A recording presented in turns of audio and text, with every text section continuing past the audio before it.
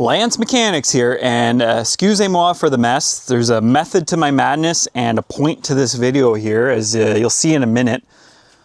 Over the years as a mechanic, and I say over the years, I've been doing it about 15 years, I haven't run into a single place I work for.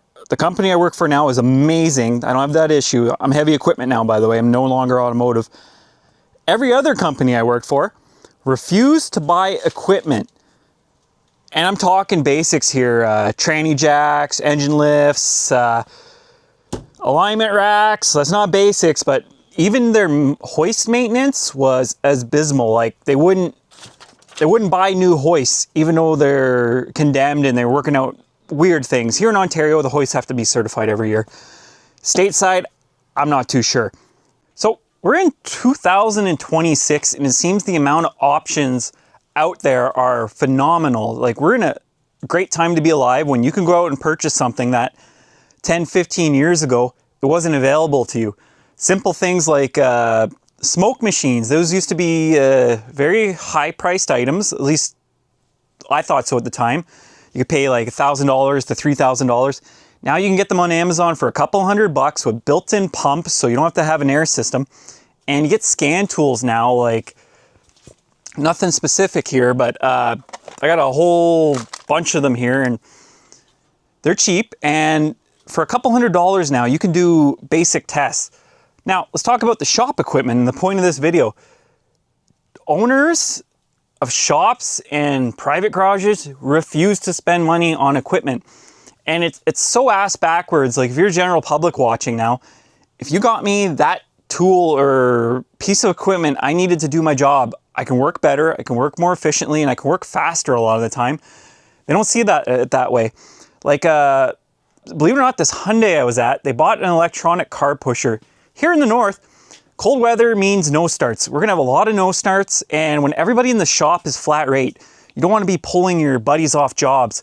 That's how you get comebacks, that's how mistakes happen. It brings the efficiency of the shop down. Let's be honest, because it's a cold day, minus 40, pushing a car in, it really sucks. So she bought an electronic car pusher, and that was the best thing I've ever seen. Next two dealerships I went at, I showed them pictures, I explained how important this was. It would be good for everybody, it'll pay for itself in the first month. No, they refused to do it. And then as time went on, I started getting to other dealerships, and things like ADS, lane keep assist, blind spot warning, they refused to upgrade their alignment racks or make things more efficiently.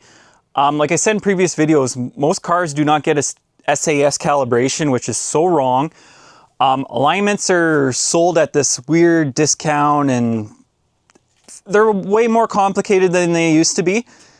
And speaking of equipment, I found out that the company I want to buy this scissor lift from, they sell an alignment machine that I can bolt down over here, and it works while the suspension's hanging. And it's really not that expensive. And I keep seeing all these YouTubers, and I don't know what they're doing with their YouTube money, but it's like, wow, if I can afford this, maybe they can too. And it seems automotive is becoming more and more available to the public. So why can't these shop owners buy this equipment? It's greed. It's single-handedly greed.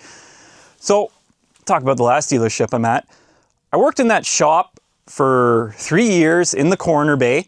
There was no airflow, it was one way in and out. And that guy refused to friggin' buy the air conditioning. We had no air conditioning. When there was 30 Celsius out, it was 40 in that shop, and people were cutting and brazing and doing all sorts of stupid shit with chemicals, and you could see it in the air, you could feel it, you could smell it. And he refused to fix the air conditioning because he said, we're gonna be building a new dealership in 2026. Anyways, they were saying that since 2015, and he bought more and more dealerships, and he just kept taking his money elsewhere because that's what they do. A lot of owners are like that. They will not reinvest back into themselves, and it sucks because the more you invest in your mechanics, the more they'll give back to you. But we're in the day and age where it's get as much profit as quickly as possible. Mechanics don't grow on trees. It takes a long time to make a technician, and in my area, they're discovering that the hard way. Every area is discovering that hard way with the mechanic shortage. Wages are slowly going up, but they're not going up quickly where they should be. And the ones who are still in the field in automotive aren't making where they should, or making what they should. It's going to get better. It's going to take some time, but takes a lot more for mechanics to stick up themselves. So maybe I'll switch back to what the video is. If you get to a shop where the owner refuses to buy basic equipment and you go in there and there's no lights, lights are cheap, and the floor is black, it's corroded, there's holes in it, the walls are dirty, the equipment looks like it's from the 1960s, just don't work there. Go to another place. If you're all for trying to change their mentality, go for it. I'm all the power to you. But what I've learned over the years is if they don't want to invest in themselves, they're not going to invest in you. You're going to take on a lot more responsibility. You're going to burn yourself out. And when you're ready to leave, they're going to bring in another person and it's just going to start all over. And they keep sustaining themselves by that.